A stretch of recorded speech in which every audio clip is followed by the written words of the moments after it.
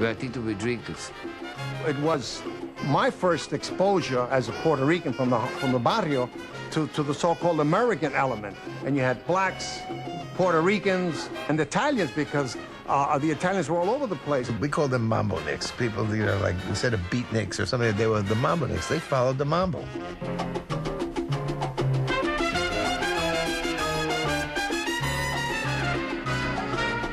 The subway was right outside the entrance of the Palladium down the block, so you could literally hear the music pounding from the stairway of the train, and people would start dancing on the pavements. And everybody was jumping up and down upstairs dancing. The whole place was rocking. And then you had the biggest bouncers I've ever seen stationed around the Palladium, because there was a lot of connected guys there. Marlon Brando would come in and sit in on bongos. Sammy Davis come in and sit on a conga drum.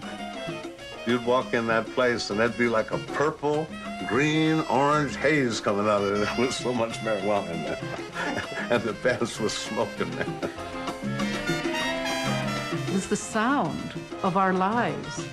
Latin music of the 50s and 60s was what kept us going.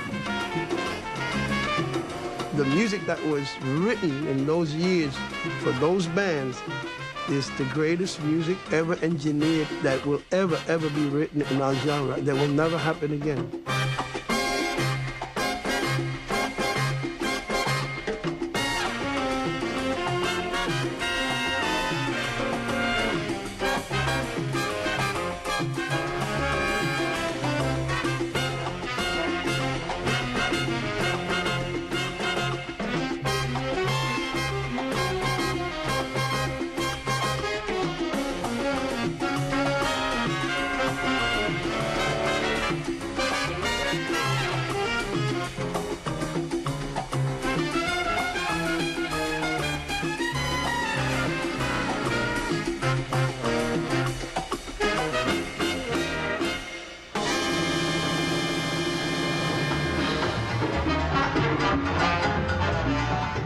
It enchants us, and it keeps us coming back for more.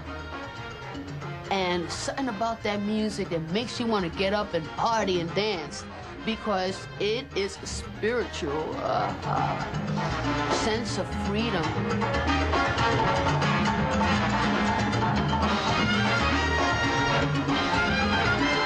Today we call it salsa, a Latin big band blend of fiery music and sensual dancing. Tito Puente objected, saying salsa was what he ate, not what he played. Yet today's salsa represents more than a marketing term. It's a musical genre woven over centuries with flight, invention, jazz, and culture. Strangely, this music that's so uplifting has its origins in human suffering. The roots of Afro-Cuban music, whether it be charanga, Latin big band, small band, which we call conjunto, is all from Africa. Everything we trace back to Africa.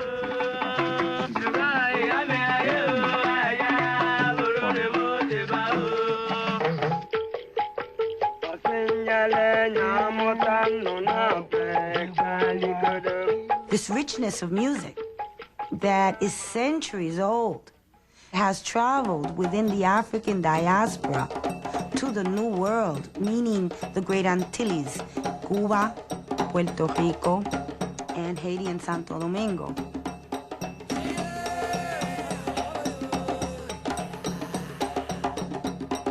The rhythm patterns of these people comes from the Yoruba tribe, which were the most sophisticated drummers in Africa. There's something majestic about the drum, and very visceral. Always been called savage music. It's not savage at all. Probably one of the more sophisticated musics on the planet. The Spanish conquistadors, they sort of turned their face, turned the other way to the music of the slaves. Well, let them have their music, let them have their dancing, let them enjoy themselves a little bit. Much different from the slave owner in the U.S., who was such a control freak. They took the drum, they took their names, they took everything. They never allowed their drum here. By not allowing the drum, they lost the Africanism. And little by little, from working eventually the plantations and all that, what you came out of there was the blues, the classic blues. But the Caribbean is different because the black African captive is allowed his drum.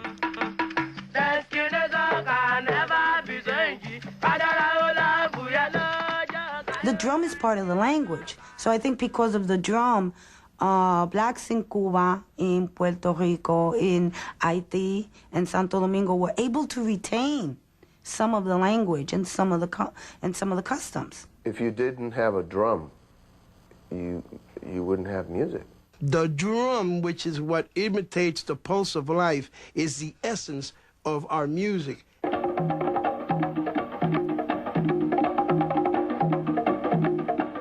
The West African rhythms took root in one Caribbean island above all others. The mambo is Cuban. The cha-cha-cha is Cuban. The danzón is Cuban. The guaracha is Cuban. The son is Cuban. The son montuno is Cuban. The guajira is Cuban. You can't find another country that's given us as many things as Cuba has given us.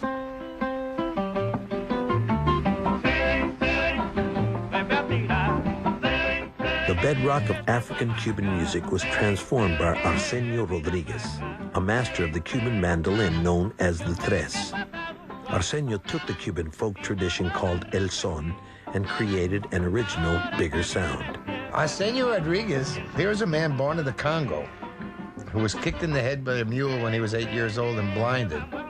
Before Arsenio, all there was sextetos and septetos. There was no formal orchestra. They were charangas, but there was no orchestra or conjuntos. So what Arsenio did, the first thing he did is he added the conga drums to the orchestra. Can you imagine a Latin orchestra without a tumbadora, without a conga drum? I mean, it's practically unimaginable to me. Well, he was the first one to add a conga drum to the septetos. After that, he added a piano. There were no pianos in the bands, so they were just little guitars and one trumpet.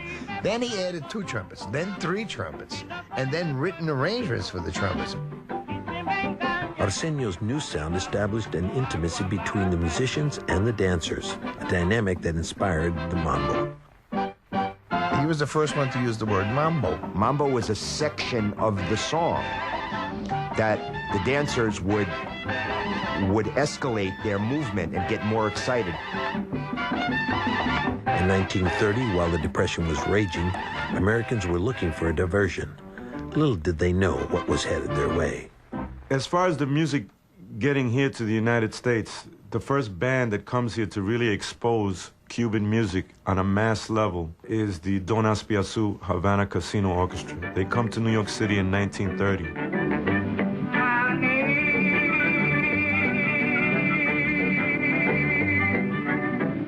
And all of a sudden, people for the first time are seeing instruments that they've never seen or heard before in a theater setting. Bongo, claves, maracas, timbales. These rhythms that are very, very exotic to the average person at that time. They see an orchestra that's multiracial. They have a trumpet player named Humberto Chino Lara, who's a Chinese Cuban. Then they look at the rest of the band. Some of the guys look Italian, some of the guys look Greek or whatever. It's a perfect example of what the Caribbean is. So this was a very exciting thing. Beyond culture, the Don Azpiazu Havana Casino Orchestra crossed another Rubicon and created the first Latin hit across America, El Manicero, the peanut vendor. He had a very flamboyant singer named Antonio Machín who came out singing the peanut vendor and throwing peanuts to the crowd. It was a great gimmick. Everybody went nuts. As soon as it came out, within a year of that release, the major jazz performers in the United States covered it and recorded it and did their own versions of that. And I think quite revealing is Louis Armstrong's version, because it shows you where the American public was really at in terms of their perceptions of Cuba. I'm sure he didn't speak Spanish. And he starts to do a little scat. He doesn't know Spanish, so he just throws the word Spanish in there.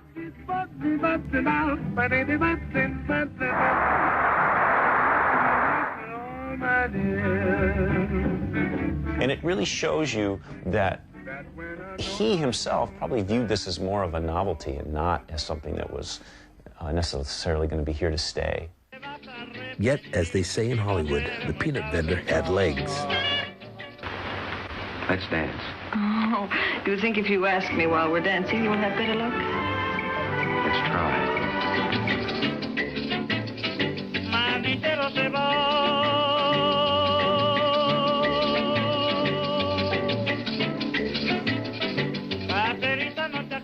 The peanut vendor foreshadowed a classic conflict between the authentic African-Cuban music and the homogenized version for the mass market.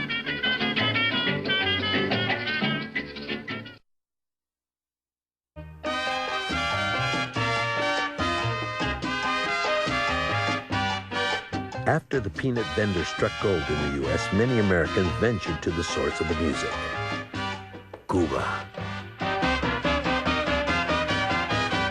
The mob in America took note of the infatuation, and soon big casinos, easy sex, and a flashy nightlife were part of the African-Cuban beat.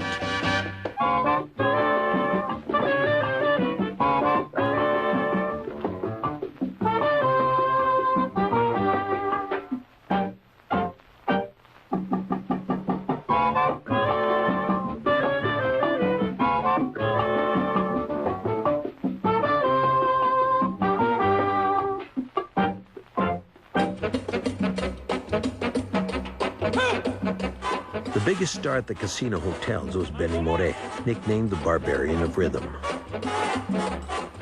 Moré took the son tradition of folk music and infused it with a big band sound.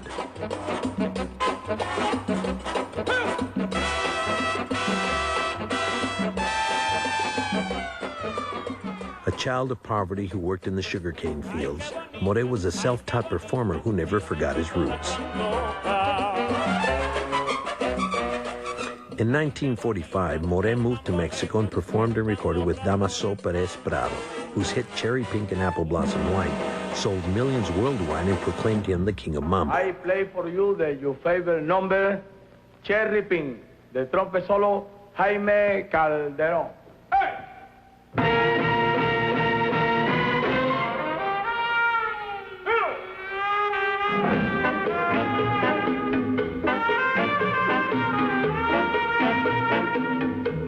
Just internationalized mambo.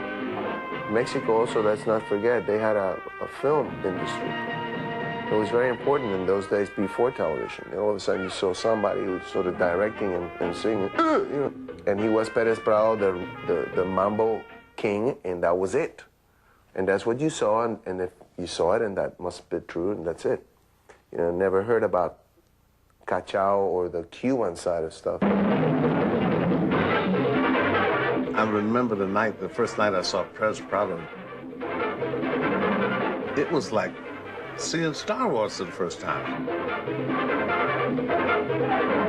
They were spread all over the stage, and he was in the middle, and he did all these wild dances. A little bitty dude, sharp, you know. And it's really, really exciting. And he was a showman, and he brought it forward. Pérez Prado never had a better student of showmanship than Benny Moré, who returned to Cuba to form his own big band. Big bands had singers, but the big band had a name, Tommy Dorsey, and you are a singer for the Tommy Dorsey band. Benny Moré was Benny Moré. Moré's popularity soared in Cuba, and he was hailed as the island's greatest entertainer, on the level of Frank Sinatra. Que no te quiero, si tu amor es la fuente que me inspira a vivir y sentirme tan feliz. Alma mía, ten confianza y comprende que te quiero. When Benny Moré died of alcohol abuse in 1963, the response on the streets of Cuba was overwhelming.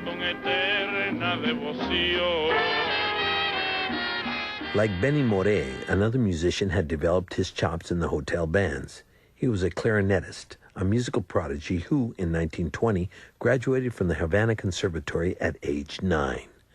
His vision, personal journey, and musical knowledge would change forever the course of African-Cuban music. His name was Prudencio Mario Bauza. He had won a contest to get a scholarship to go study classical music in Milan, Italy. But amazingly enough, at that very early age, he realized there was no future for a black man in classical music, in European classical music. So he turned down the scholarship. He had part of his heart, if not much of it, in the Cuban dance music, which he clearly recognized as an Afro-Cuban music. And since he was a very, very, very good clarinetist, he got to play with a lot of well-known orchestras in Havana that played at the hotels. He told me that he was basically the only black musician allowed to play in these hotels, simply because he was so good. What happens is that Mario's band comes to the United States. And for all of the greatness of Mario Bauza's genius, I find this incredible assessment that he makes right then and there at the age of 16 to be the most shocking of his great insights and visions of genius. He comes to America, hears jazz, and goes, aha, this is the same thing that happened in Cuba, only different. What he meant was that African music had met the West in the New World, in the United States, and come out jazz. You must take the A train to go to Sugar Hill way up in Harlem. If you miss the A train, you... Now he's thrust into the milieu of New York City, and he gets to see Harlem for the first time, and he sees that blacks have this enclave in New York City, the most cosmopolitan city in the world, and they're treated with respect. They have their own clubs, they have their own shops, people dress up, they look sharp, and there's even whites that come from downtown, uptown, to check out the music. Mario was knocked out by the virtuosity of America's greatest jazz trumpeter, Louis Armstrong. And when Mario heard that Cuban singer Antonio Machín was short a trumpet player for a recording, the admiration turned into action. Mario said to him, well, you know, Chino's not in New York anymore. He goes, I know, I can't do the recording. What am I gonna do? What am I gonna do? And he goes, well, you know, I think I can play trumpet. I think I can help you out. He goes, you don't play trumpet. He goes, I don't play trumpet now, but, you know, if you buy me one. This is an incredible shift of gears from musician. The trumpet and the clarinet are not in the same family of instruments, so he's breaking his field of instruments. Jumping to trumpet, he's starting all over again. He had about 14 days, and he was able to get his chops up. Quarteto Machín, featuring Mario Bauza on trumpet.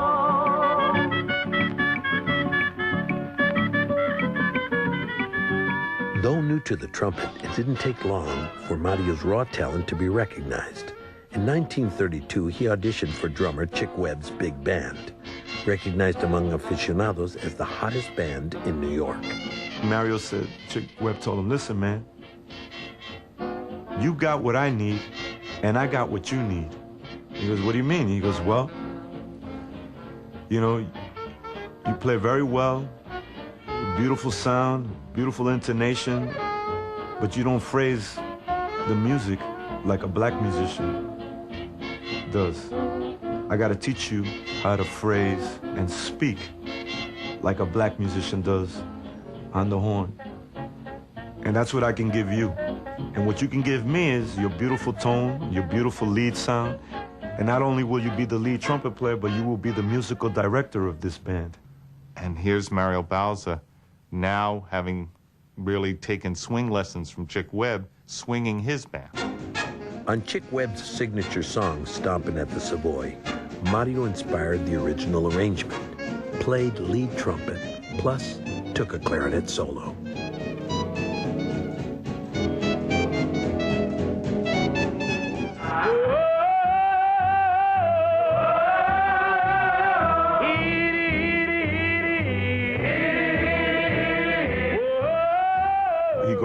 From the Chick Webb Orchestra, which is the swinginest band, to the Cab Calloway Orchestra, which is the most visible band. It's a story about Minnie the Moocher. She was a red-hot hoochie coocher. And that, Mario Bauza's joining Cab Calloway's orchestra in 1939, is the cornerstone to the full whammy-jammy of the big band sound of swing and jazz meeting Cuban dance music as Afro-Cuban music. What is significant is what happened and who he was sitting next to in the trumpet section, which would change the course of Latin jazz history. It was Dizzy Gillespie. Beyond musical director, Mario was a mentor, especially to Dizzy Gillespie, a young trumpeter intrigued by Mario's musical heritage. Dizzy was jazzed when Mario pushed the band towards Latin arrangements, while Cab flirted with the rhythm, but considered them novelty tunes. They would ask, hey, Mario, what's the music of your country like? So he plays them some records of authentic Cuban music in the song tradition. And they start laughing at it and going, you know, hey, you know, that sounds like hillbilly music. Country music. Yeah, it's the country music of my country, Cuba. And, you know, he makes a prophetic statement. You know something? One day, there's going to be an orchestra that's on the same level musically as this orchestra, the Cab Calloway Orchestra, and every great big band that's here in the United States. That's the inspiration for Machito and the Afro-Cubans.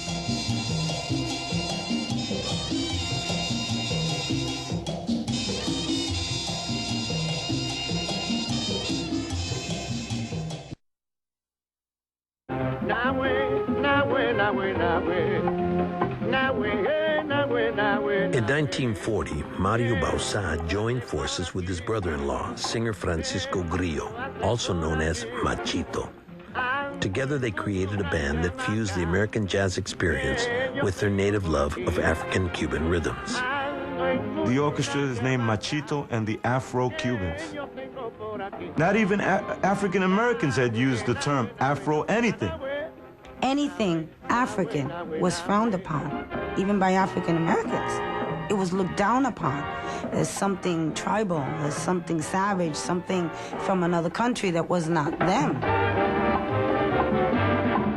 Cab Calloway and his Afro-Americans, nobody did that. Mario wanted that because he knew that it's what it was, there's truth, and knew that it said black is beautiful. They created a big band using jazz instrumentation, jazz arranging techniques. However, what was different is they used a Cuban rhythm section.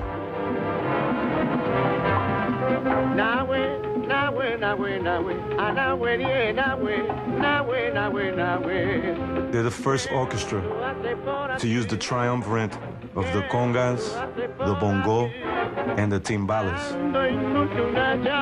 The congas, the closest link we have to West Africa. The bongo, the Creole instrument that was invented in eastern Cuba. The timbales descended from the European timpani. So you have Africa, the Creole, and the European all together.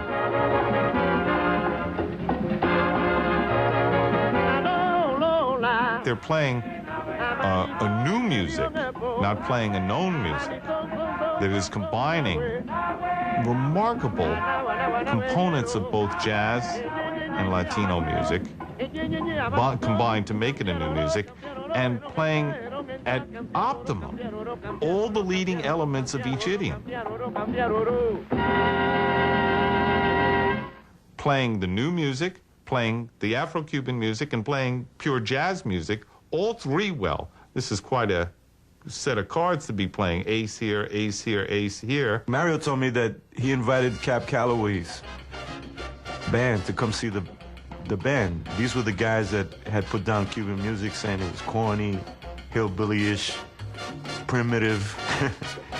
And all of a sudden, these black American musicians who have no concept of any polyrhythmic roots in terms of West Africa, you know, like deep roots. All of a sudden, these guys are like with their mouths open. Contributing to the new sound was a 17-year-old Puerto Rican drummer who understood the complex polyrhythms of Cuba, though he was born and raised in New York City. His name was Ernest Anthony Puente Jr., affectionately known as Tito. Tito Puente displayed virtuosity, musical vision, and an understanding of this innovation. He's immediately allowed to sit in at the very first performances on Central Park North in that basement club. and is uncredited playing timbales on some of the first Machito records for decade. He's there. Cap Calloway did acknowledge, after seeing the Machito Afro-Cubans, he did acknowledge that he said that, well, this music is the music of the future. It took a while for the new music to catch, but when it did, wildfire erupted. Suddenly, Latin music was the height of hip, and Machito and his Afro-Cubans were the stratosphere at clubs like La Conga, the Beachcomber, and the Park Palace. There was a place called the Park Palace. That was the place that really gave rise to the Mambo Wars. It was a neighborhood dance hall. It was our Puerto Ricans thing. Nobody else came in. We had the best of everything. Arsenio Rodriguez, Machito, Afarone Eki, Marcelino Guerra in them days, Noro Morales. It was one thing to rock the house in East Harlem, but could this music travel downtown? When a lackluster Lindy Hop joint named the Alma Dance Studio changed its name to the Palladium in 1947, it also changed the course of African-Cuban music. That's when Tommy Morton came in and started managing. And all of a sudden, his business started to go down.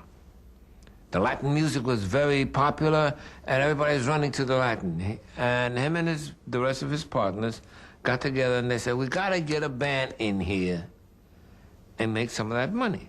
And Mario Bauza asked Mr. Morton, how do you feel about black people? And Morton's reply was, according to Mario Bauza, I'm only interested in the color of green, meaning money. He says, well, Mario suggests, let's try a Latin night and see how that works out. I went down for the opening night of that 3:30 in the afternoon of the Palladium with Machito. When I got downtown to 53rd Street and Broadway, do you know what was happening? Not one line, two lines. Around from 53rd Street, around Broadway, up 54th Street, around to 7th Avenue. Two lines. The cops had to close off 7th Avenue, Broadway, no traffic to go through because of the crowd. They thought there was going to be a riot. All for that opening of the Palladium.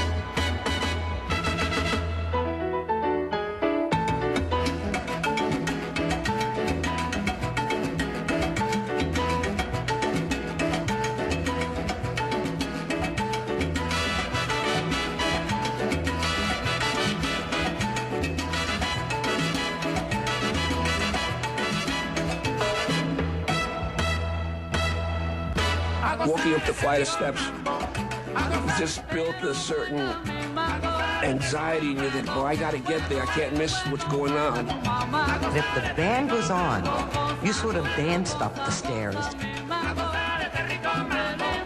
Everyone dressed in those days. Everybody had a suit and a tie and wingtip shoes and the whole bit. The rest of the week, you know, my mom was a seamstress in a sweatshop, and we were students in these really rough high schools. The night you went to the Palladium, you were a princess. And so we would get all dressed up, and the minute you go up those stairs, you change. Many of the older girls, a little older than I did, used to dress up, really dressed to kill. Gold lame and blackwood sequins. There was this sense that you had entered another world. It would be noisy. You could not have a conversation because these bands would be going like crazy. On the right-hand side, there was a kind of giant armchair, if you will, where everyone would sit watching the dances. And then on the left side, you'd have the tables. And my mother came in her jewelry and her fur coat. And my father gave someone a tip, and we got a center table. Every Wednesday, you weren't anything, you were a square if you didn't go to the Palladium. There was the sense of, I am a part of this music, and this music is part of me. It became chic to be there.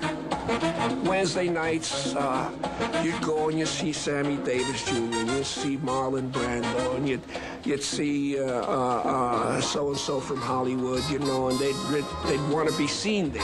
And I said, who's your friend? He said, this is Novak, Kim Novak. I said, you got him. I backed off.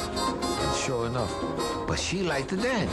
Many of the celebrities started to converge on the Palladium. I remember seeing Marlon Brando there one night. He was playing the conga on a Wednesday. That spot more for the hip crowd, the in crowd, the celebrity crowd, the mobster Goodfellow crowd. Candido has told me stories about Marlon Brando sitting in with the Machito Orchestra.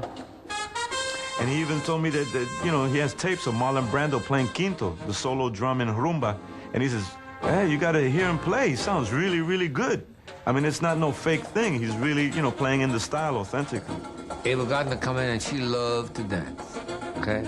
She had a certain appetite for chocolate, okay? And she would come in and dance with me, dance with me. And La Lupe was a singer herself and a performer, and she was there with an entourage. And Isabel Sarli was this very sultry, sort of like the Marilyn Monroe of Brazil. Of course, when they would get up to dance, definitely, even though they were not nearly as good as we were, you would part for them. Dizzy Gillespie used to come up with Sarah Vaughan all the time. Lena Horne, Rita Hayworth. And I had the privilege of dancing one number with Liz Taylor. Writers like William Burroughs, Allen Ginsberg. I go crazy when I see these things about Jackson Pollock. You know, this avant-garde concept and the swirls and this, you know, abstract thing. Man, what do you think he got that from? He's listening to mambo music. He puts a canvas on the floor, boom. He's listening to Machito and the Afro-Cubans, boom. He starts dancing and throwing the paint everywhere, man. The forces of Africa, Cuba, jazz, and innovation had crystallized at the Palladium Ballroom. Now Latin music had a special time and a remarkable place.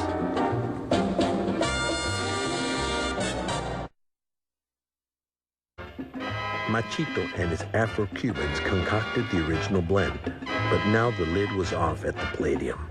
New bands playing new arrangements erupted on the bandstand, twisting innovation into this brave new music.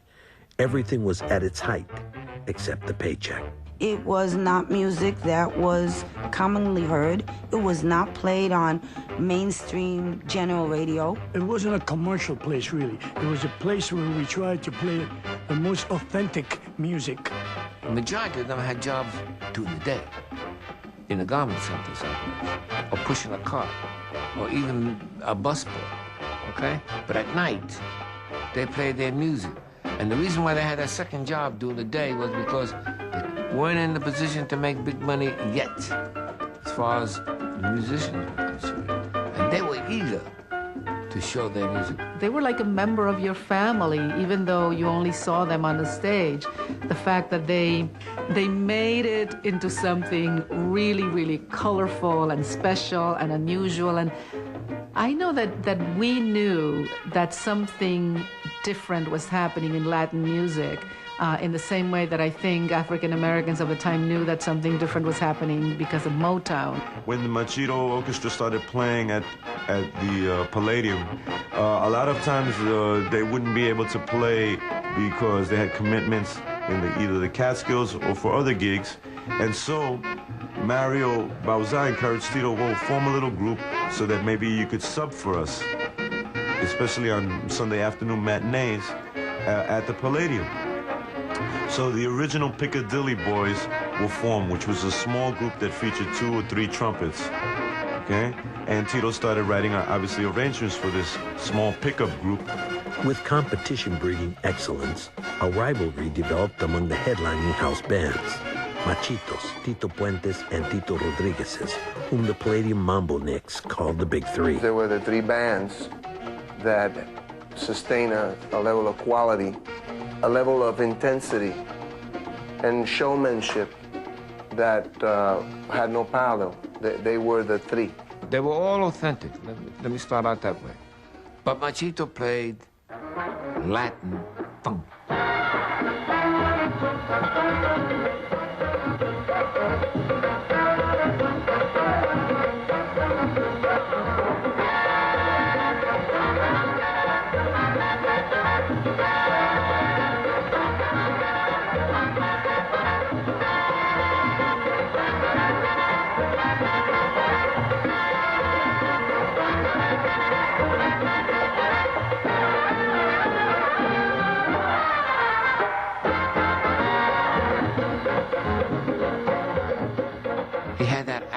flavor coming up. He played a style that was more authentic, that was more closer to the roots. Machito was the elder statesman.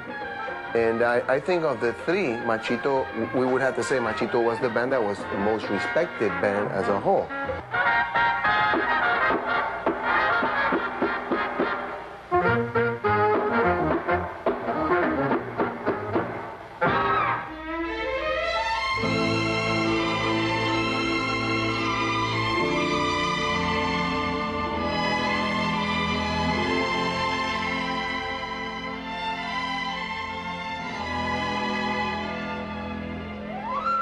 Tito Rodríguez was romantic. He was a playboy. He knew how good-looking he was. And his music came out that way. He played for the women more or less than anybody else. En la vida hay amores que nunca pueden olvidarse. He had the most beautiful voice, lyrical, emotional, loving, tender, and he was so handsome. And he was influenced a lot by the great balladeers of that time period, most notably Frank Sinatra.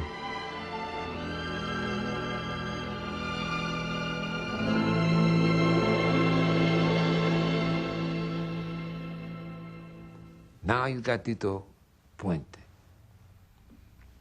Tito loved, he was authentic also.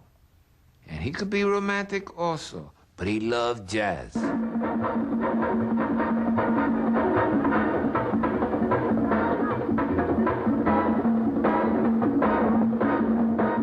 write an arrangement which all his hits, what we call the hits and beats, are synchronized with what the trumpets are doing. Very synchronized percussion arrangement, very innovative. Nobody had ever done anything like that before. Tito Puente was a monster arranging, and the sound that he would create out of that big band was just amazing.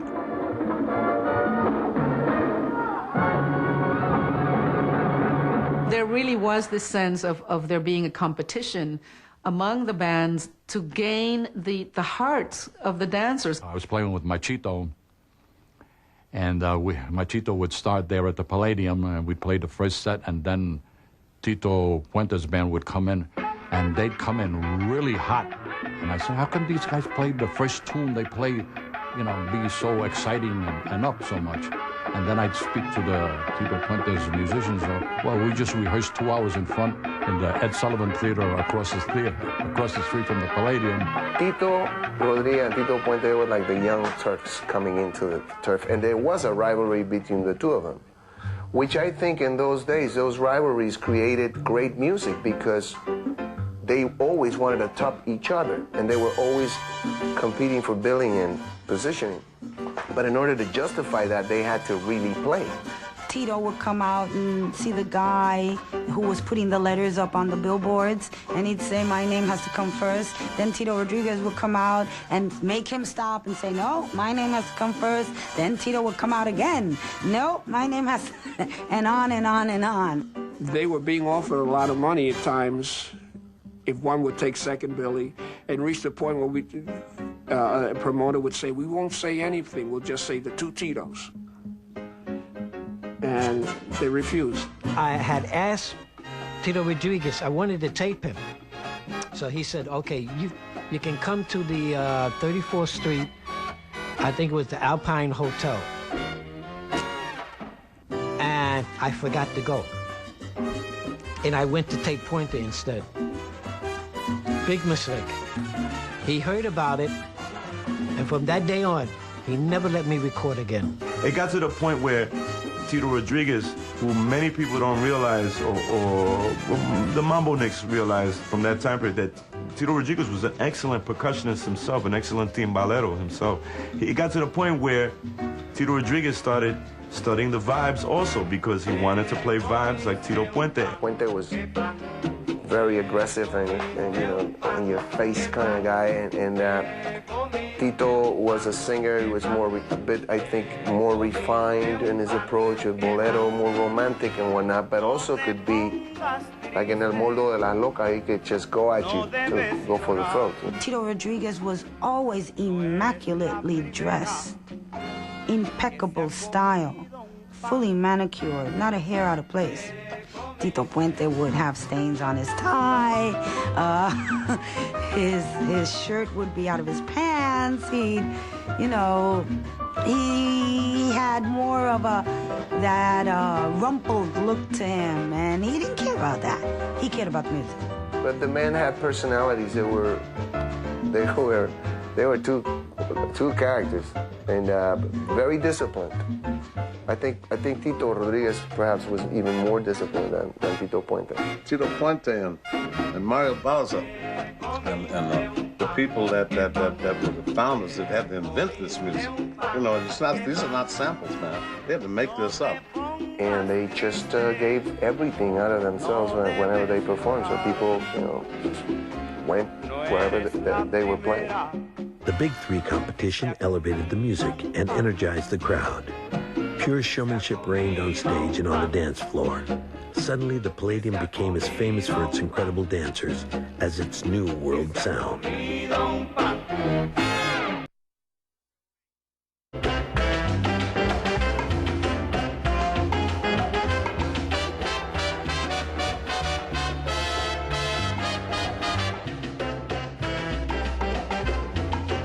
The Palladium was pure eye candy, as the in-crowd raced to the home of the Mambo as much to see the dancers as to hear the music. You had the guaracha, you had a montuno, you had a son montuno, you had a bolero, you had rumba, you had guaguancó and ñañico. You put them all together, and out came the mambo. When you see good mambo dancers on the dance floor with a good orchestra playing in clave, it gets so intense it becomes like a religious, out-of-body experience. We used to stand around and just watch with our tongues hanging out.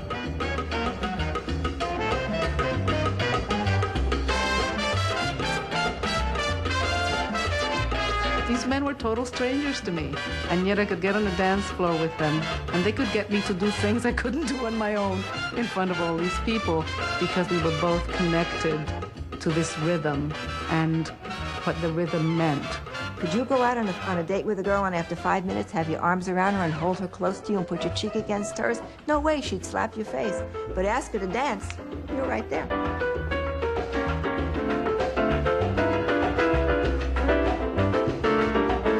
So once you mastered mambo, then you had to start all over to learn how to do cha-cha. And no sooner you mastered cha-cha, then the Cubans, they brought over the pachanga. They had to know how to dance. It wasn't just talking. It wasn't come to my pad. It was, would you like to cha-cha? Or would you like to mambo? Or how about a bolero? There was an area near the stage that the greatest dancers danced in. And if you weren't a good dancer, they would make it very clear to you that you were not welcome in that section. The best possible thing that could happen to you as a dancer at the Palladium is that you would be dancing with this perfect partner, and everybody else would stop dancing and let you dance. People would clear the floor to watch you dance. And then another team would come, and they would dance, and then they would switch partners. So it was like party time. So I guess that's when they came up with this contest idea. Like, why don't we do that? Clear the floor, make it a contest. They had 4 dance teams, and they would put numbers on the back, and they would call them amateurs, right? Then they would pick people from the audience, and they would sit them right in front of the bandstand, and we would come out and dance, and they would write down, I think it was 1 to 10 or whatever. And at that time, we were making $15 to dance in the contest. If we won it, we get $5 more a piece. And would you believe we had to pay tax on that? At first, the dance contest featured all amateurs, but ultimately certain teams became featured regulars. Augie and Margot, Elita and Michael, and Millie and Cuban Pete. Everybody was like a show person, putting on an exhibition on the floor. I remember one night when the pachanga was first introduced, everyone was jumping in a kind of cadence, and the floor started to rock. And everybody was jumping up and down upstairs dancing. The whole place was rocking. And I remember Max Hyman running around the room screaming, "Stop, stop, stop." He thought we were going to crash down below onto the street level. They were just great, great dancers, and that was the stimuli for the orchestra. The whole idea of dancing to a live band is the band gets its energy from the audience, and the audience gets its energy from the band. The Palladium's energy exploded off the streets of New York, where a new wave of immigrants arrived, and with them, a hunger for a musical identity.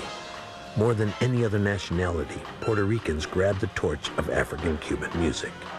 When you walk down a street in our neighborhoods full of Puerto Ricans, you could not be in silence. Yeah, I'm in Spanish Harlem. You know why? Because everybody's playing something. It was the sound of our lives. People who are in a bitter argument, I'm going out. I don't care, vete, lárgate, which means go ahead, who cares? And you know where they're going? They're going dancing. And you know what they do when they go home? Put on the music and make love. That's how the music attacked them.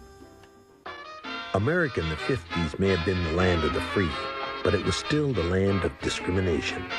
Yet within the four walls of the Palladium, the music and dance created a sanctuary, which was remarkably colorblind for its day.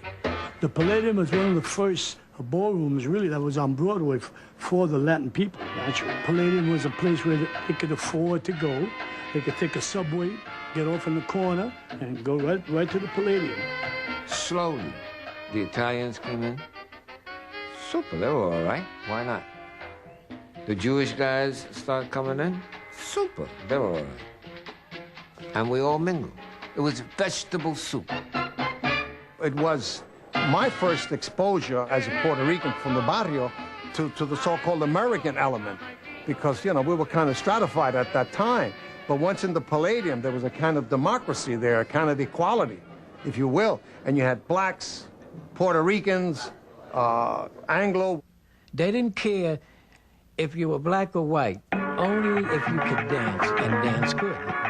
The Mambo Nicks were basically white people that frequented the Palladium in New York City and were basically people that liked the dance, the mambo, and the cha-cha. Larry Selden was Jewish. And so is Vera Garrett. I'm Italian. And Michael Terrace is Spanish. Cuban Pete is Puerto Rican. I mean, you name it, we had it. This sense that anyone, regardless of what your background was, the color of your skin, your age, how much money you made or how much money you didn't make, that you could all be there together was really meaningful and special, because that didn't exist outside of that building. That was the first realization for me that Latin music was now starting to reach out and interest other nationalities and other groups of people.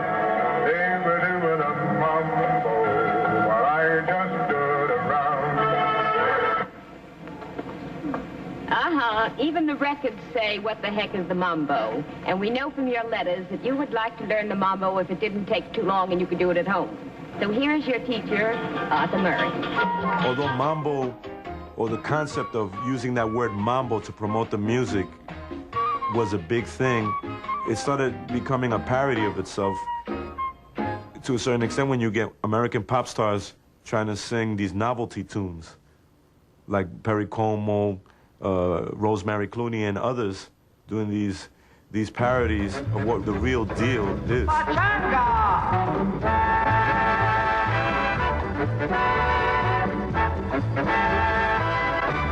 Señor, ¿estás pachanga? Sí, sí, das ist pachanga. Woher kommt die pachanga? Aus Südamerika. Oiga, mulata! Yeah, papá!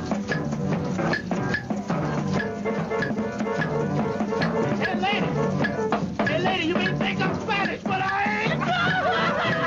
I'm a muchacho tan bailando, my very own when I surrender. capitalize on the mambo craze, the best of the Palladium performers were organized to tour America. There was one attempt at the Mambo USA tour that happened, I believe it was 1955. I once went on a tour, it was called Mambo USA. And they hired the best dancers, the best bands, the best singers to tour the United States for 3 months. Chance of a lifetime for all of us. We left the 3 buses, all in love. We went first to the Fox Theater in Brooklyn, tremendous hit. Second, we went to Connecticut, tremendous hit. The next day, we went to Baltimore. That's where the Mason-Dixon line is. And then we had a rude awakening. Cut off from the Palladium's sanctuary, the tour hit the wall of discrimination. I was on stage with my partner. I used to do a number called In a Little Spanish Town. And when I was doing The Little Spanish Town, there were about 15 black kids sitting down front. Young kids, maybe 14, 13, maybe up to 20. And that number goes, pa-pa-da-pa-da-pa, pa-pa-da-pa-da-pa, ooh-wah!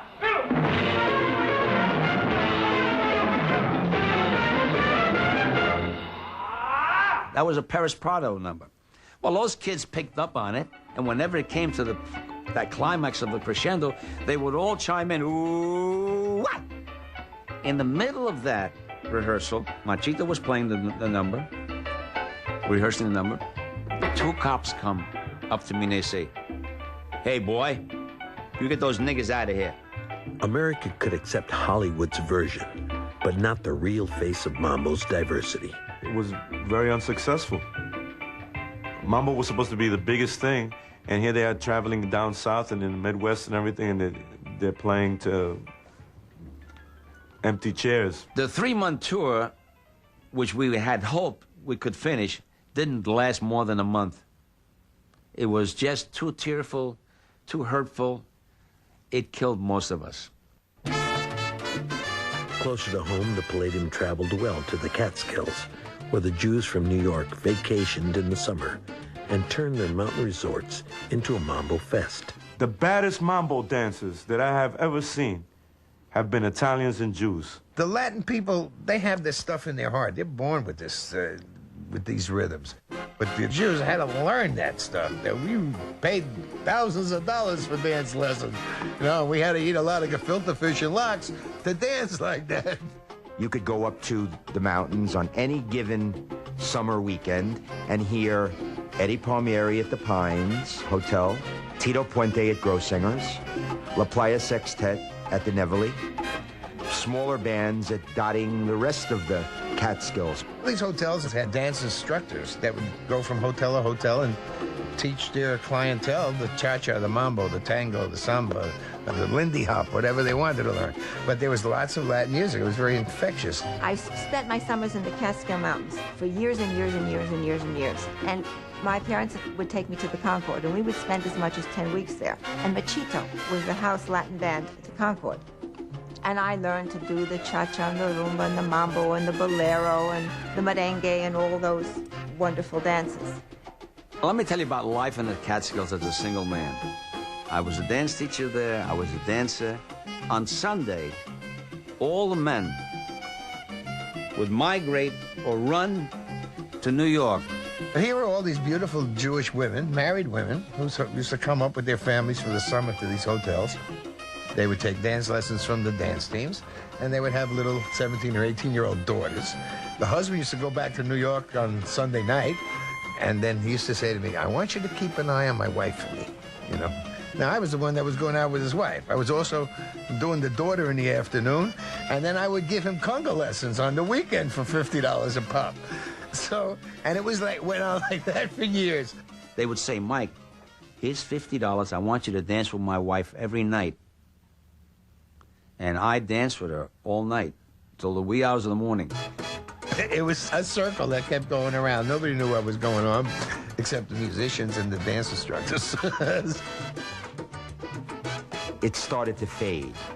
And then those hip people that were going to the mountains all switched and started to go to Fire Island and the Hamptons.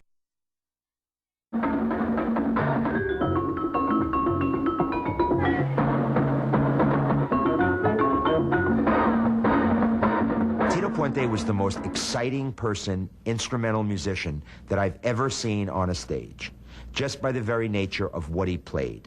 And I think he brought a sense of American popular music done in a Latin style. I've always thought Tito had the biggest ego ever existed. I loved that about Tito Puente, that he knew he was good, and he wasn't going to pretend that he wasn't. There was no false modesty there. You have a person that really knew his craft. I don't really call that ego. I call that pride. When I was 15 years old, and Tito Puente gave me permission to sit next to him, and I watched him play his attack. I saw Tito Puente play. I just was mesmerized. And he used to break 100 sticks a night, and I used to collect all the sticks at the end of the night and take them home, and I bought a pair of old Zimgar timbales, Mexican, the worst timbales. I always wanted to play the drums, so Tito plays short sticks, so I had about half a stick, but they were Tito Puente sticks. He was not just a musician, arranger, composer. He was an extraordinary showman. Tito didn't play 2 timbales, he'd play 4 of them or 6 of them, and would dance around in a circle and do a show.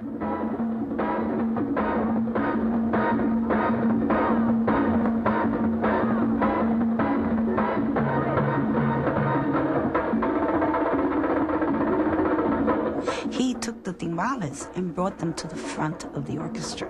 He always looked at the instrument not as an instrument just to play rhythms on, but as a musical instrument that was capable of many melodic tonal variations. They call him Cuban King. He's the king of the... At age 16, Tito became a musician full-time, and within 2 years was playing drums with the Noro Morales Orchestra, where Tito gained his first film screen exposure.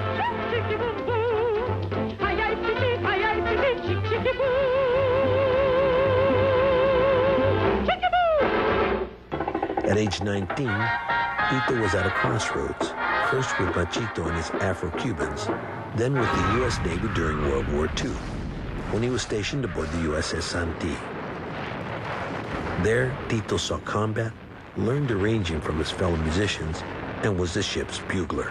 And as you know, the bugler, they sound reveille and the call to arms. He would always warm up his lips, his chops, playing something, Inadvertently, one day he had the microphone was on, and he starts to play a call to arms, battle stations. So the whole damn ship goes into complete battle stations, only to find out that it was a false alarm. He says, so all you heard on the ship is, where's that little Ernestito? Because we're going to kick his ass. So he says, I hid. For the next 3 days, you couldn't find little Ernestito. He got, by the way, a presidential commendation for engaging the enemy in 9 sea battles. Never talks about those experiences. Honorably discharged, Tito returned to New York to study music, courtesy of the GI Bill, at the renowned Juilliard School. While studying, he joined the Jose Curbelo Orchestra, whose lead singer was Tito Rodríguez, his childhood friend. Vamos! 1, 2, 3. In 1947, Tito became the musical director and drummer of the Pupi Campo Orchestra. The next year, Tito stormed into the Palladium ballroom.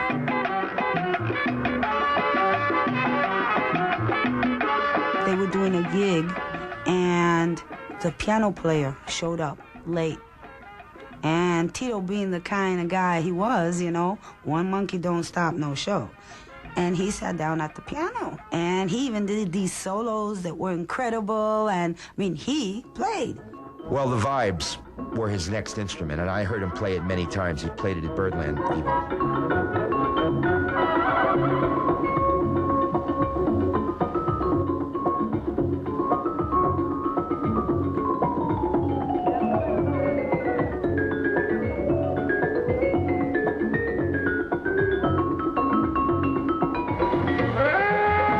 Saxophone, and he played about 5 different sets of drums. He just put 2 sticks in his hand and he'd go. Sometimes we'd arrive to play in a place out on the road where the crowd would be kind of scanty, and he'd play for 10 people as if there were 10,000 people out there. And we were flying on a flight, and they messed up with my ticket, and I accidentally was placed in first class, which is fine with me. And Tito comes in and sits right next to me. was like, great. All of a sudden he goes, oh no, I forgot my chart. I don't have any music. Does he have any music paper? I said, yeah. He said, how many horns are on this gig? And he said, well, there's 6. He said, okay. And I watched him, just from memory, arrange with no piano, nothing. 3 numbers for 6 horns. Now tell me, how many percussionists in this world can do that?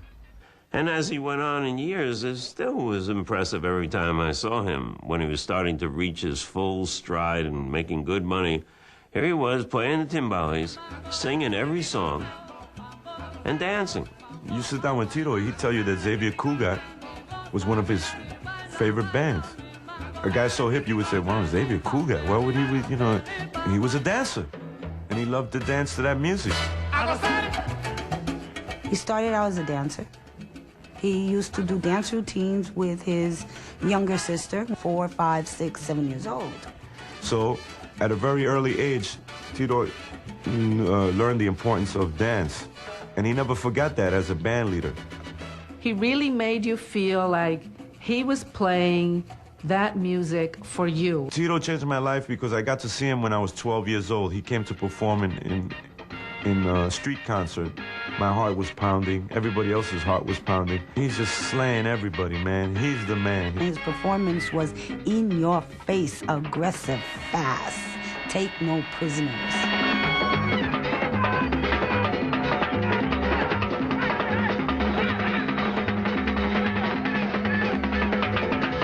All of a sudden, the last chord of the arrangement, pow, comes in and you go, whoa, what is that chord, man?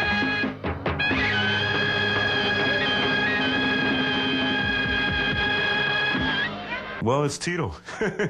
In Tito Puente's band was Charlie Palmieri, was Mongo Santamaria, was Ray Barretto, was Willie Bobo. I mean, and Tito. I mean, imagine all those people in one band.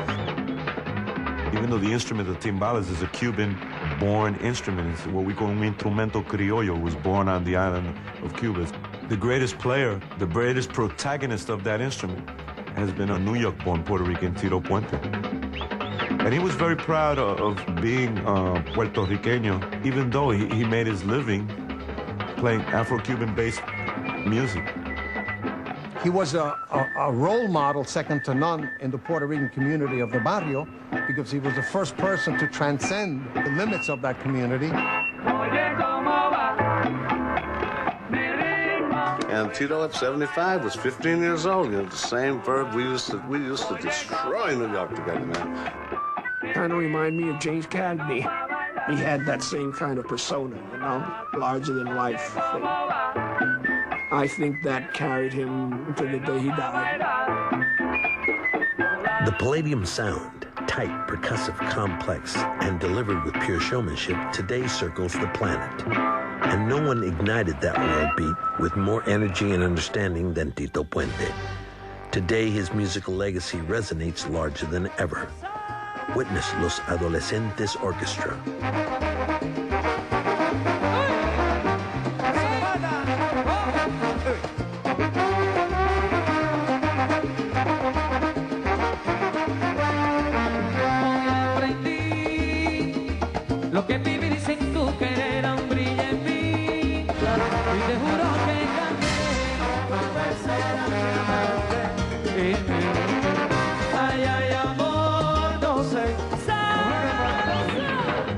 The music of the Palladium not only traveled the world, it crossed musical genres, inspiring the likes and licks of Dizzy Gillespie, Charlie Parker, and other jazz legends.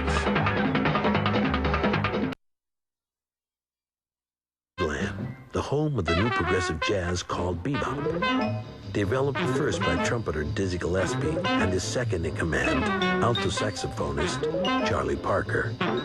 Featuring angular melodies, complex harmonies, and hypnotic solos. It was as difficult for the musicians to play as the audience to understand. The Palladium was a couple of blocks removed from Birdland, and that was the mecca of the jazz world. So musicians would move back and forth to check each other out. In the radius of probably 3 blocks, There were all the innovations probably that had happened in America in the last 50 years. It was like an incubator, spawning team. That's what everybody that came to New York, if they loved bebop, they went to Birdland. If you wanted the right night, you'd go into the Palladium. It's an amazing time. I was like a kid. I was like Dracula at the Blood Bank. I was so excited. Every minute there was something to see. Mongo and Eddie and Tito and Ray Barretto, who all loved jazz. See, that's the key. The jazz musicians loved Latin music, and the Latin musicians loved jazz. So you would get Bird and Dizzy and Miles Davis and Thelonious Monk, and all the great stars would always find their way up there because the music was so exciting and so dynamic. The marriage has always been there. They understood each other perfectly. It's almost like double-time brass licks, you know, over this serious polyrhythmic rhythm section. And it's just like a train that you couldn't stop. Dizzy Gillespie, Dexter Gordon, Stan Getz, Zoot Sims. These are all people that I saw actually playing solos with Machito's band. You listen to the music of certain jazz things from the late 40s and 50s and even into the early 60s, you'll see many Latin devices in the music. That's what happened with Cal Tjader. He's playing with George Shearing. Al McKibben tells him, hey, let's go across the street. Tito Puente's playing at the Palladium. Oh, yeah. He goes over there. He sees Tito Puente playing vibes. He goes, wow, man, vibes and Latin music and Afro-Cuban music. What happens? Cal Tjader becomes a mambo nick. Dizzy Gillespie, who was responsible mostly for this Latin jazz movement many years in the 40s, when he had this great Chano Pozo, and he did this great standard called Manteca, which everybody knows.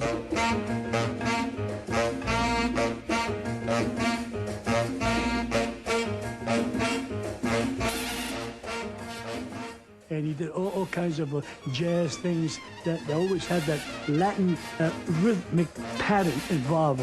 Jazz was the maximum of harmonic structure.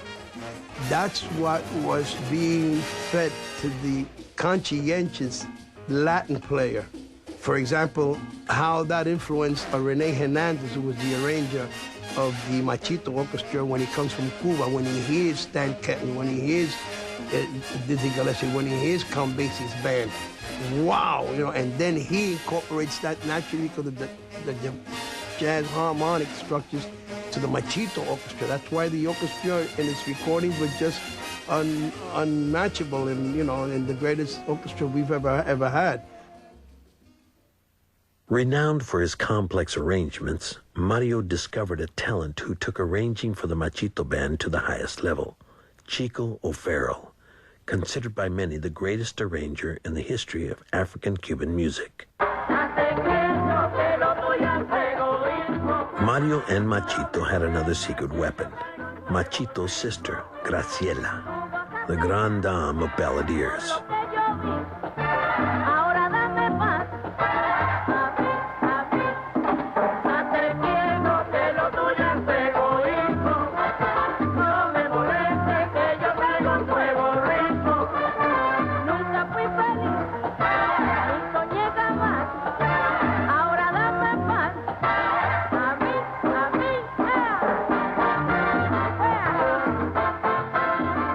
Afro-Cuban and jazz music has always been married at the hip, always.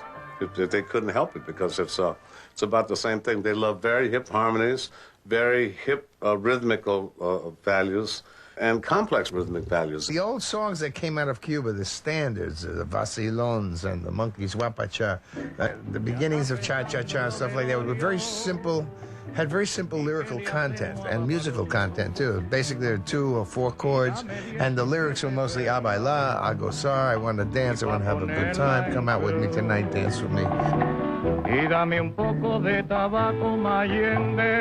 I love you, baby. You know, that was it. And what was happening is the musicians, the New York Latin musicians would come around and they would start, we used to jam it.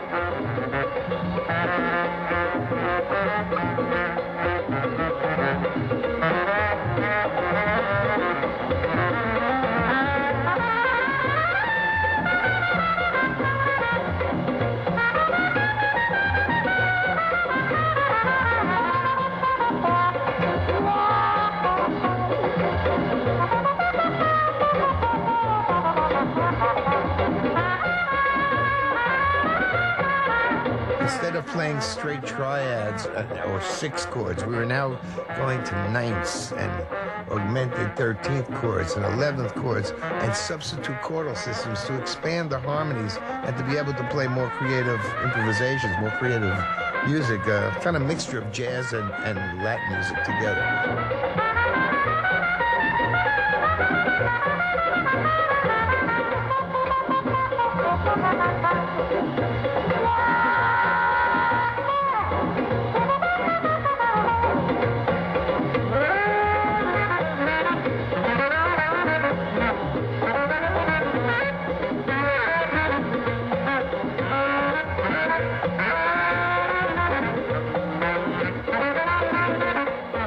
So New York took on a kind of life of its own compared to music that was traditionally strictly from Cuba or strictly from Puerto Rico. Tito had just started his big band, and he would use Doc Severinsen, he would use Al Kahn and Zoot Sims, and, you know, a lot of the jazz guys, Cannibal Adderley, and they would cross over into the Latin scene, and then Tito would reciprocate and play on their albums. It was a cross-pollinization of one another, and I think the Latins got plenty from the jazzers, and the jazzers got plenty from the Latins.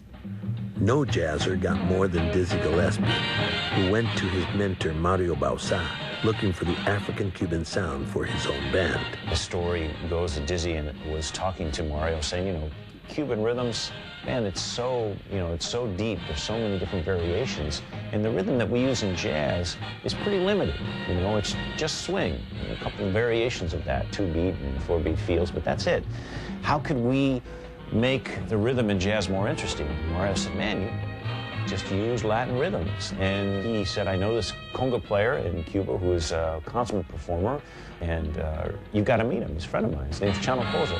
Renowned as a composer, dancer, master percussionist, and showman, Chano was also well-versed in the West African-based religious traditions of Santeria, Palo, and Abacua. For the first time, jazz was enlivened with African chants and Chano's own explosive drumming. When a musician like Chano Pozo comes to New York, a proud, dark-skinned Cuban, proud of his African roots and asserting those African roots in the music, it spoke to the American jazz musicians on a level that no one had before. Dizzy Gillespie made a comment. I didn't speak Spanish and Chano Pozo didn't speak English, but that didn't matter because together we spoke African. Like two long-lost brothers separated by slavery, Dizzy and Chano reunited the rhythmic roots of jazz and African-Cuban music in their masterpiece, Manteca. Dizzy Gillespie's exploration into Afro-Cuban music was really an exploration into his own African roots.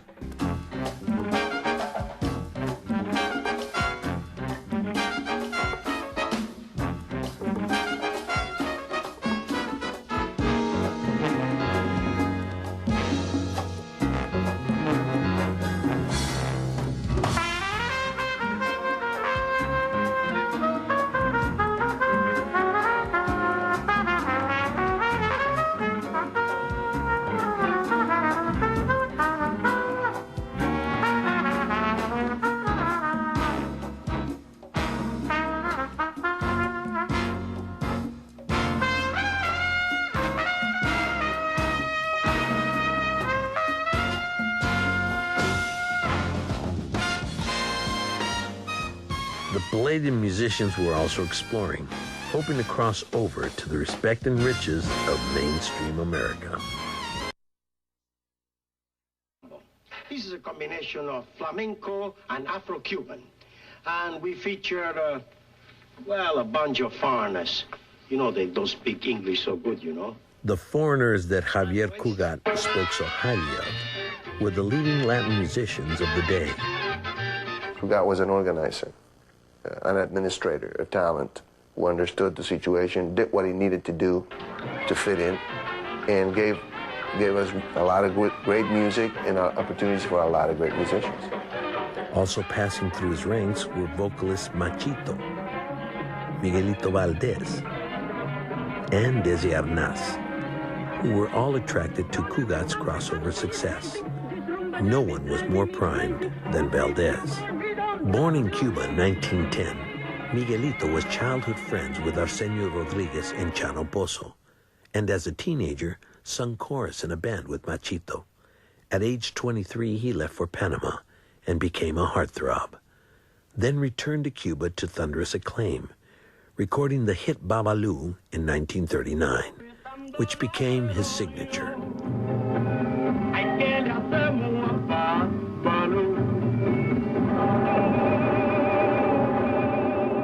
Disgusted with Cuba's discrimination, Valdez left in 1940 at the height of his popularity and came to the States, first fronting with Cugat, then recording with every major Latin talent, Machito, Cachao, Puente, and Charlie Palmieri, as well as jazzers Dizzy Gillespie, Max Roach, and Quincy Jones. One of the greatest singers of all time in my book is Miguelito Valdez.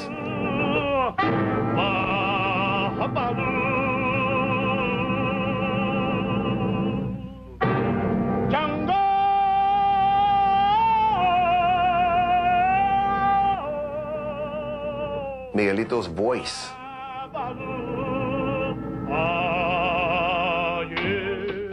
And he had black in him. I mean, his background, which he never denied, although he was light-skinned. Yeah.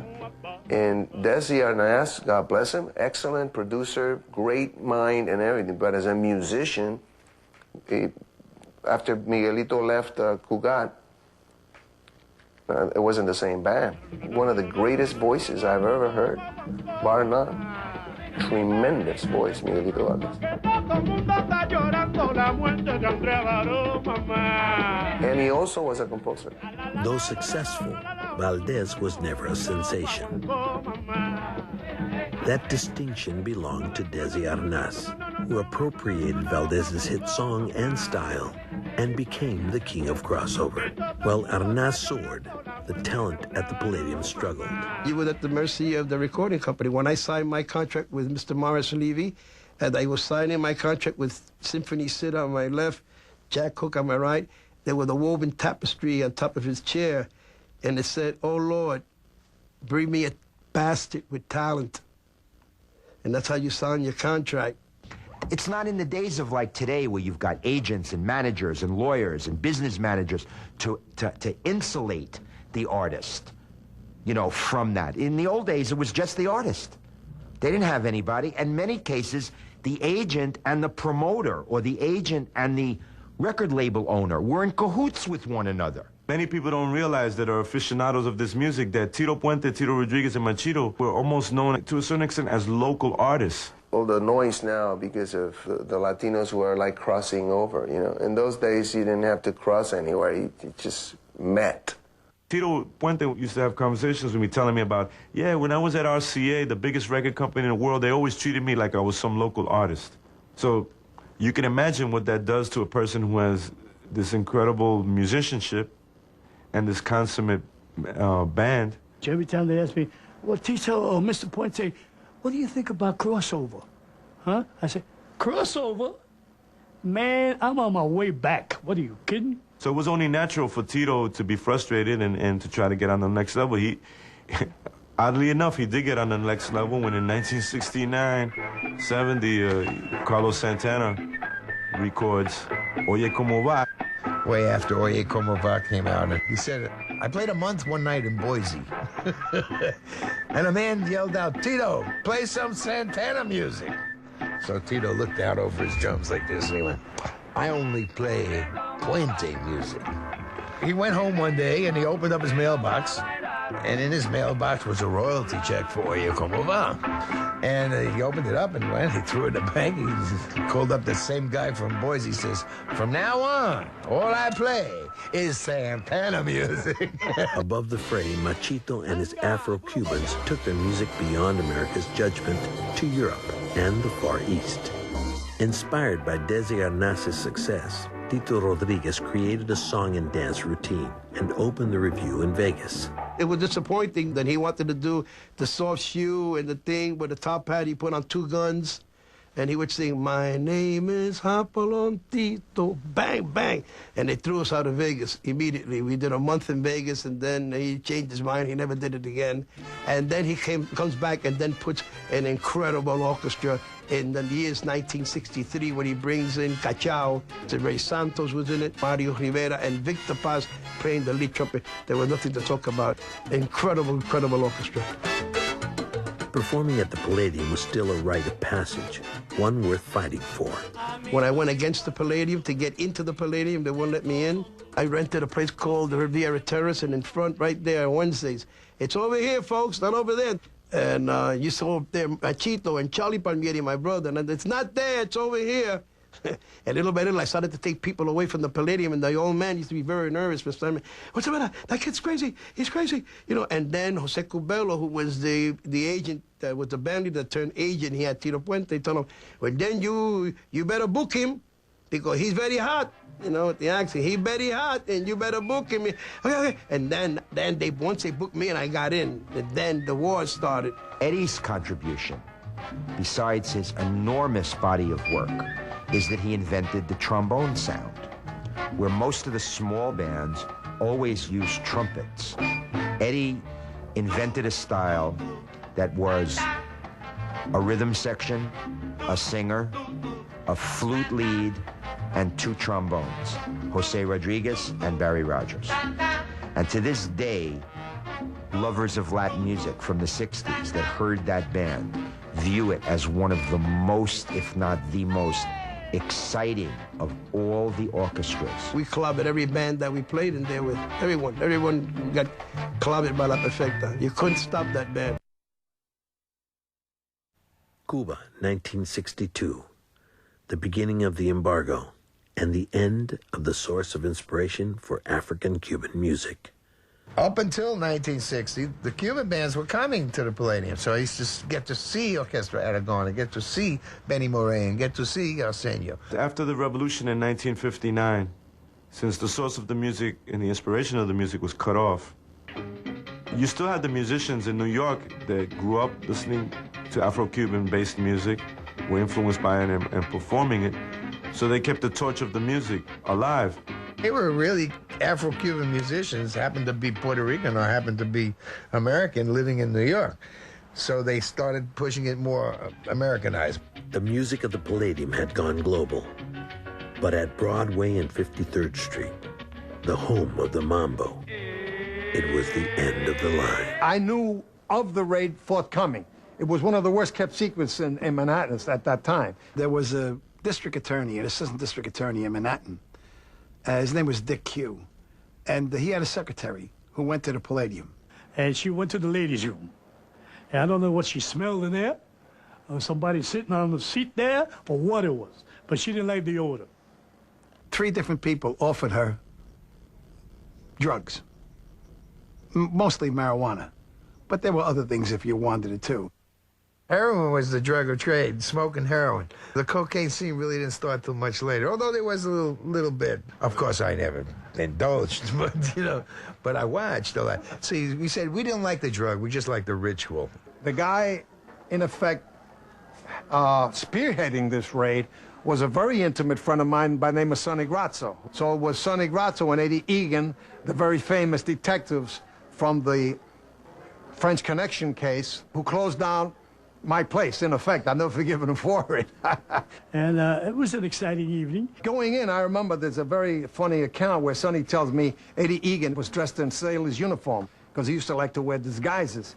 And he says they're standing outside, they're ready to go in, and Eddie Egan was in his sailor uniform, and these 2 guys from Harlem were coming by, and they were going in, and they said, "Hey, there's Eddie Egan," and they spotted him right away. 2 bus loads of police came and they parked in front of Birdland. And then somebody, one of them blew a whistle. And they ran up Broadway at 2 abreast or 3 abreast. 1 line went up the front entrance and 1 line went up the back entrance. Eddie would switch the lights off in the Palladium. By the time he put the lights back on, all the cops were all inside the Palladium. I happened to be there that night because one of our favorite singers was performing there that night. Rolando Laserio was his name. And I had done a beautiful album with him. When they threw the lights back on, there was a lot of hardware on the floor. And according to the detective who grabbed Rolando Laseria, who by that time was the big Cuban singer, he said that he had discarded this glassine envelope. Everybody threw whatever they had up in the air as they said, hands up. They went, hands up. and then I remember I hid in the bathroom, in a stall in the bathroom. I felt sorry for this guy, Max Hyman, who ran the place, and he got ticketed because he owned the joint. Here he was living way the hell out in Jersey, and the big thing was he had just spent $25,000 putting a new floor in the Palladium because of all the jumping and doing the mambo and everything else in the place. And the talk around that he said to somebody, crying out, they were going to come. Why didn't they come before I put the floor in? You know what I mean? It's just the police department trying to make good their record, show that they raided the Palladium. I feel the raid was unjustified, but that's history. I just was so shocked that from somebody saying somebody offered her drugs, that this whole place that was part of New York City was closed down. I remember them padlocking the place, and what a shame. The place was so full of music and good time and enjoyment. Over 30 years later, we're still talking about the Palladium, you know?